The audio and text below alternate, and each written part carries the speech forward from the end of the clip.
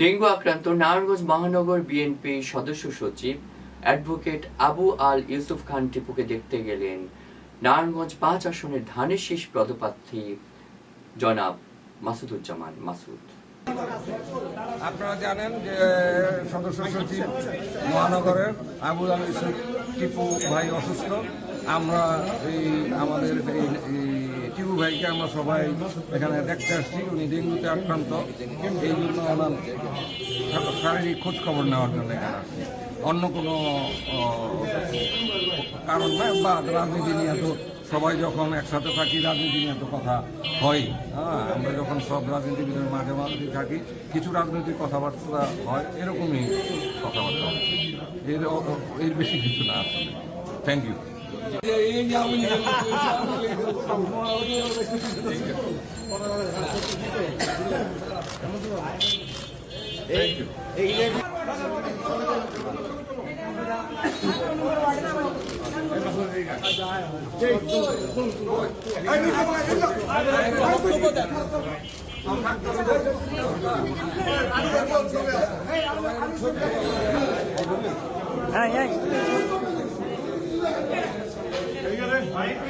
처음에 처음에 처음에